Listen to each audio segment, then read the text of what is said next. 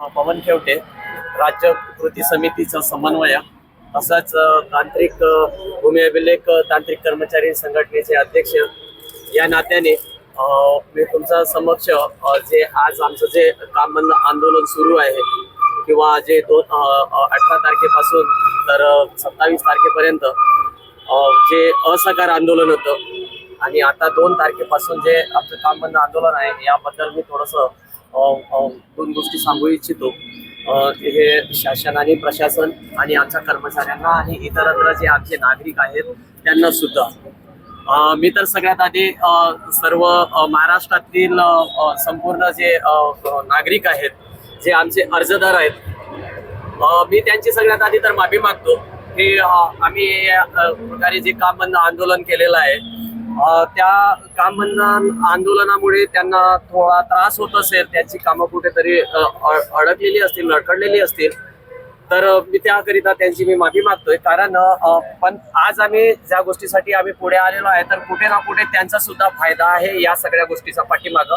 फक्त हा आमच्या कर्मचाऱ्यांचाच नव्हे तर इतरत्र संपूर्ण महाराष्ट्रातील नागरिकांचा सुद्धा फायदा होणार आहे, ज्या आमच्या डिमांड्स आहेत त्या बाबतीत।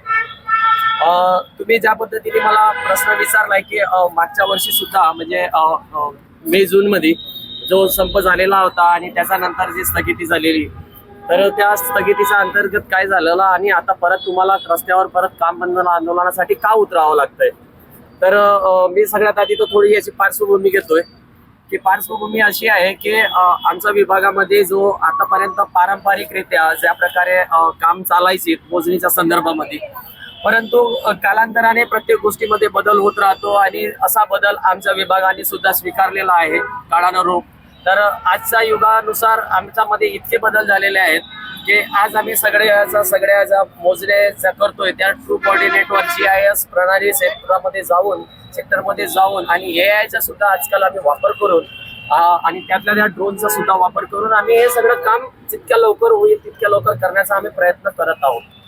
पण याच्यामध्ये नेमकं घडलंय काय, का बरं आज रस्त्यावर यावं लागलं, तर नेमकी कारण अशी आहेत की आतापर्यंत या विभागामध्ये सुद्धा जे भरत्या व्हायचा ज्या कामाबद्दल ज्या नवीन भरत्या व्हायचा तर त्याबद्दल सुद्धा एक असं होतं की आजपर्यंत जे आम्ही तांत्रिक वेतन श्रेणीची जी मागणी करतोय ती आमची प्रमुख मागणी आहे। तर त्या मागणीच्या अंतर्गत आतापर्यंत वारंवार जेवढे पण वेतन आयोग झालेले आहेत त्या सगळ्या वेतन आयोगासमोर आम्ही ही मागणी ठेवलेली आहे की आम्हाला तांत्रिक वेतन श्रेणी देण्यात यावं, जेव्हा की वास्तविकतेमध्ये हा संपूर्ण विभाग हा ऑलरेडी तांत्रिक आहे आणि तांत्रिक कामच करतोय। एवढंच फरक होता की त्या काळामध्ये शंकू साखळी किंवा प्लेन टेबलनी काम करायचे, तर आताच्या काळामध्ये फक्त ETS मशीन आणि आता त्याच्यानंतर त्याच्या पुढे जाऊन रोवर्स आणि ड्रोनचा वापर करून सगळ्या गोष्टी केल्या जात आहेत आणि MM टॉलरन्स मध्ये आम्ही काम करतोय।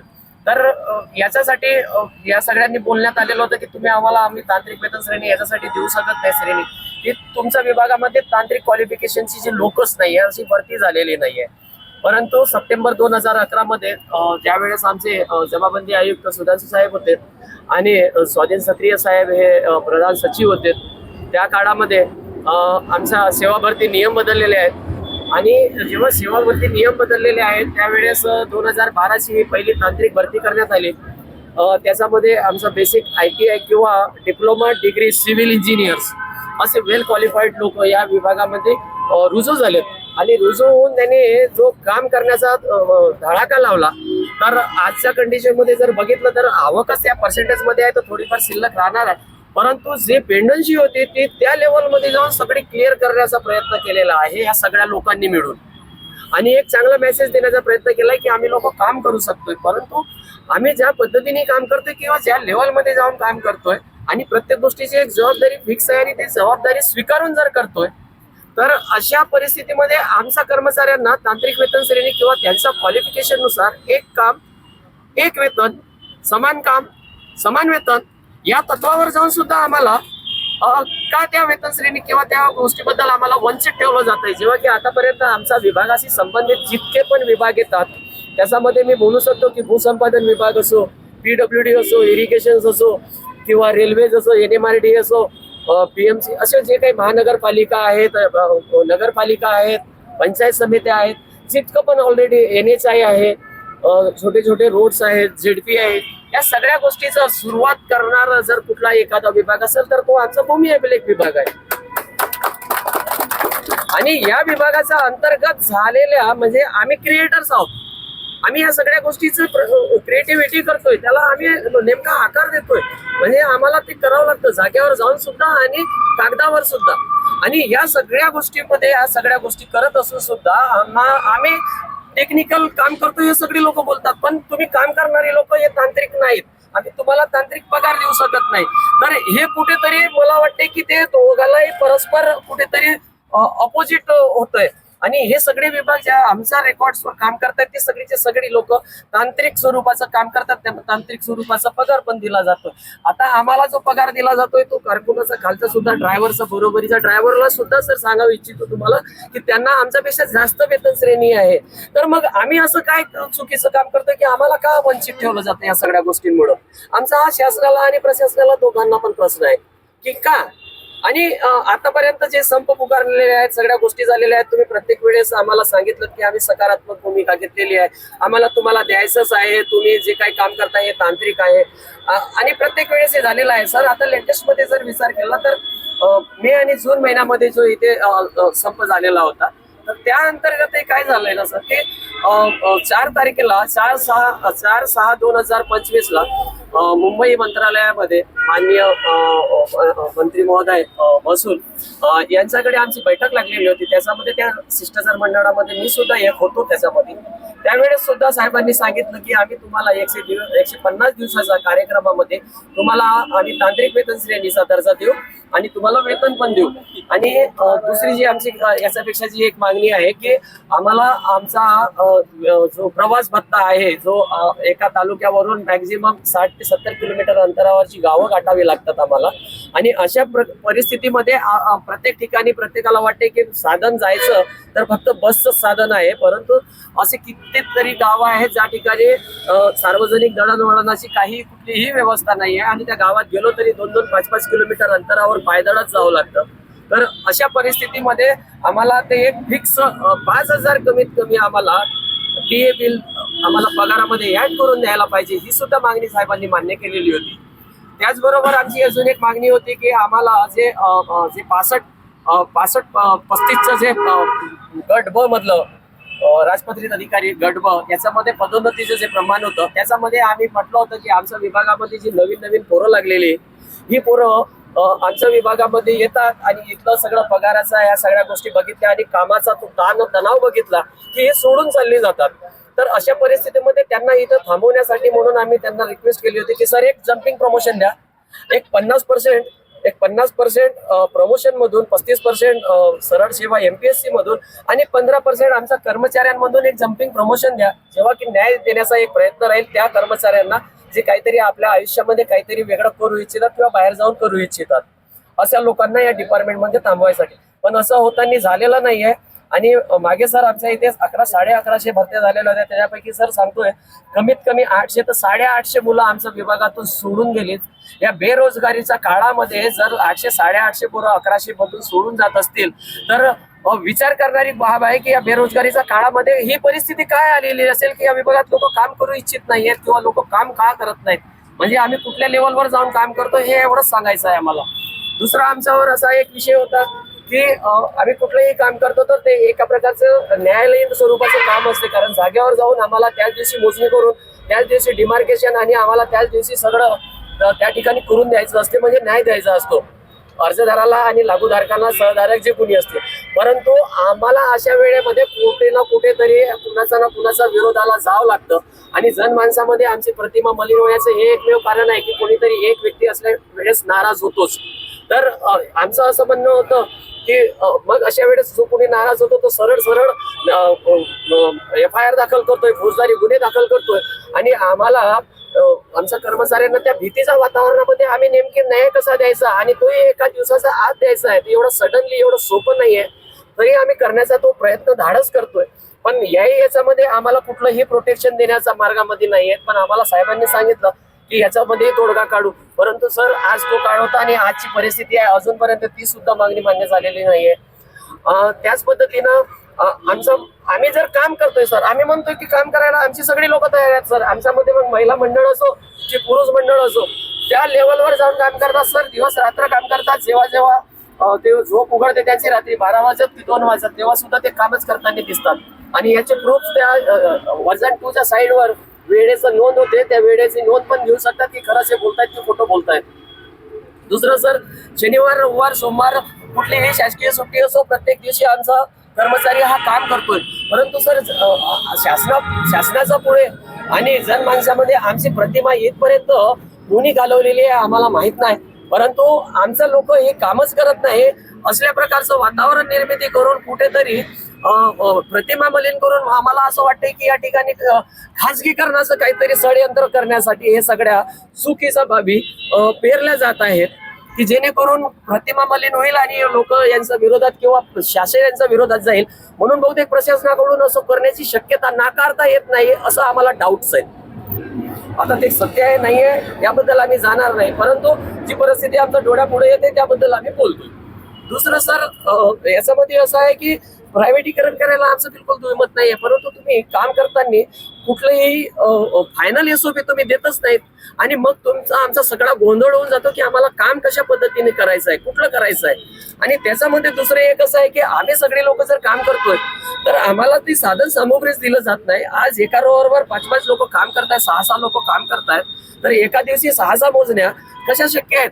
आणि एका दिवशी ते जमाई करायचंय आणि जाग्यावर न्याय पण द्यायचंय, डिमार्केशन पण द्यायचंय, ते शक्य होत नाही. आणि अशा परिस्थितीमध्ये जर आमच्या लोकांनी काम केलं नाही तर त्यांच्यावरती कारवाईचा बडगा रोवला जातोय, त्यांना शोकस दिली जातात. त्यांच्यावरती काम केलं नाही म्हणून डायरेक्ट पत्र काढली जातात की तुम्ही काम केलं नाही तर तुमचा पगार का वसूल करण्यात येऊ नये.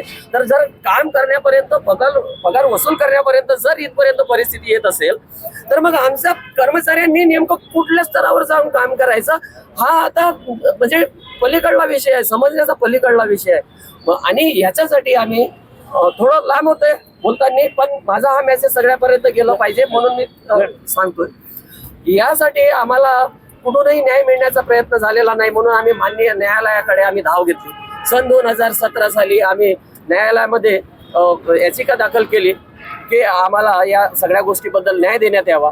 आम्हाला सन 2020 14 जानेवारी 2020ला न्यायालयातर्फे आमच्यातर्फे रिझल्ट दिला की नाही, ही सगळीची सगळी लोक तांत्रिक कामं करतात आणि यांना तांत्रिक पगार हा दिला पाहिजे, परंतु कुठल्या स्वरूपात द्यायला पाहिजे याबद्दल आम्ही इंटरनल पॉलिसी मॅटर्स असल्यामुळे आम्ही हस्तक्षेप करत नाही. परंतु त्याच्यासाठी तुम्ही एक कमिटी गठीत करा आणि त्यांना एक पगार कसा दिला जाईल याबद्दल तुम्ही सविस्तर कोर्टाला कळवा.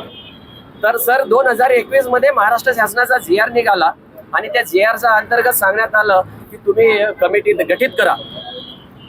आणि गठीत केल्यानंतर त्यावेळेस समिती गठीत करायचे अधिकार माननीय जमाबंदी साहेब पुणे आयुक्त साहेब यांना देण्यात आले.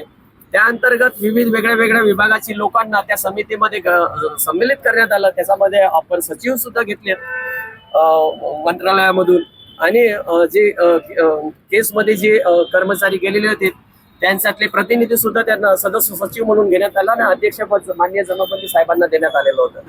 आणि त्या समितीचा अहवाल सर जो गेला 2021 मध्येच गेला, त्यामध्ये ज्या पद्धतीने वेतन श्रेणी मंजूर करण्यात आलेला होता आणि शासनापुढे त्या सगळा प्रस्ताव दिला त्याच्यामध्ये सर परस्पर बदल करून आता कुठेतरी आम्हाला असं वाटतंय की आमची मागणीच ही आहे की आम्हाला त्यावेळेचे मान्य तत्कालीन जमाबंदी साहेब जे होते सुधांशू साहेब त्या अंतर्गत आम्हाला जशी तशी वेतन श्रेणी प्रस्तावित केली त्यानुसार आम्हाला देण्यात यावी. हरकत काय आहे, तर तसा प्रस्ताव आम्हाला मान्य सुद्धा आहे, परंतु याच्यामध्ये वारंवार सगळे बदल केलेले आहेत आणि कुठेतरी आम्हाला दडपशाहीचं आमच्यावर सगळी दडपशाही केली जात आहे आणि अन्यायकारकरित्या आमच्यावरती त्या दडपशाहीच्या मार्गाने न्याय दिला जात नाही आहे. आणि मग या परिस्थितीमध्ये मग आता आम्हाला सर एक मार्ग निवडावा लागला की 2021 मध्ये प्रस्ताव दिला परंतु तो सुद्धा मान्य केला नाही, म्हणून सर 2024-25 मध्ये आम्हाला या सगळ्या गोष्टीच्या अंतर्गत माननीय न्यायालयाकडे कंटेम्पची केस दाखल करावी लागली आणि आम्ही कोर्ट ऑफ कंटेम्पची केस दाखल केलेली आहे. त्याचा आज रोजी 5 तारीख आहे, आज रोजी सुद्धा हिअरिंग लागलेली होती. आता 4 वीक्सचा वेळ दिलेला आहे सर की 4 वीक्स मध्ये तुम्ही त्या समितीचा अहवाल कुठल्या पद्धतीने या ठिकाणी हे करताय त्याबद्दल त्यांनी आता त्यांच्याकडून गाईडलाईन घेतलेल्या आहेत आता ते मला पण पूर्णपणे माहित नाही, कारण अजून त्यांचं हे आलेलं नाहीये. त्याबद्दल मी कुठलंही वक्तव्य करू शकत नाही त्या विषयावर. पण काल सर चर्चा झाली आम्हाला या सगळ्या गोष्टीच्या बाबतीमध्ये. काल आम्हाला जमाबंदी आयुक्त कार्यालयामध्ये बोलवण्यात आलेलं होतं. त्यामध्ये माननीय महसूल मंत्री साहेब आम्हाला VC द्वारे जॉईन होणारे होते. 4 वाजताची मीटिंग घेतली. संपूर्ण महाराष्ट्राचे पदाधिकारी, कृती समिती समन्वयक त्या ठिकाणी उपस्थित झाले. परंतु त्या ठिकाणी जे आमच्या ज्या मागण्या आहेत, धोरणात्मक मागण्या आहेत, त्या मागण्यांविषयी आमचे जे कुटुंब प्रमुख जमाबंदी साहेब आहेत, आयुक्त साहेब आहेत, त्यांनी कुठलीही रुची दाखवलेली नाही की या सगळ्या मागण्यांबद्दल. पण आणि रुची तर दाखवलीच नाही. आणि आम्हाला सांगण्यात आलं की आता माननीय मंत्री महोदय हे आम्हाला समक्ष भेट घालणार नाही आहेत. तर पुढची जी काही दिशा ठरेल ती तर आता पुढे बहुतेक मला असं वाटते की माननीय मंत्री महोदयांसोबत चर्चा झाल्यानंतर किंवा त्यांनी भेटण्यासाठी आम्हाला वेळ दिली तरच पुढची होईल. आणि आम्ही सरांना नम्र विनंती करतोय की सर आमचा ज्या आक्रोश भावना आहेत आम्ही व्यक्त होऊ इच्छितो तुमच्या पुढं. आमचं फक्त आम्हाला थोडासा वेळ द्या. आम्ही काय म्हणतोय तेवढं ऐकून घ्या. आम्ही तुमच्याकडे विनंती आहे सर अशी की खरंच आम्ही काय काम करतो हे तुम्हाला आम्ही प्रेझेंट करण्यासाठी आम्ही तत्पर आहोत. परंतु आमचं म्हणणं कोणी ऐकून घ्यायला तयार नाही आहे. काल तर आमच्या कुटुंब प्रमुख जमाबंदी साहेबांनी सुद्धा आम्ही एवढ्या मेहनत घेऊन आम्ही सगळ्या PPTs तयार केल्या, त्या सुद्धा पाहून घेण्यास इच्छुक झाले नाहीत. तर अशा परिस्थितीमध्ये आम्ही कोणाकडे दाद मागायची, आम्ही कोणाकडे जायचं? आज आम्ही इथे जर उपस्थित आहोत तरी आम्हाला कडेन असं झालेलं आहे की आम्ही आता पुढचं काय काम म्हणजे पाऊल काय उचलायचं. आम्ही सगळे संभ्रमात आहोत, कारण आम्हाला योग्य दिशा जर दिली नाही तर आम्ही काय मग असंच राहायचं का?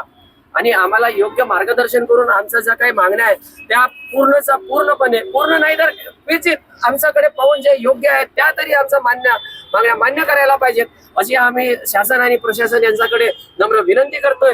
आणि आमचं जे काही म्हणणं आहे ते तुम्ही मांडून देण्यासाठी आम्हाला वेळ द्याल अशी तुमच्याकडे नम्र विनंती करतोय. आणि या ठिकाणी मी थांबतोय सर. जय जय कृती समिती. तांत्रिक वेतन एकच मिशन तांत्रिक वेतन असा कसा देत नाही एकच मिशन तांत्रिक वेतन हम सब एक है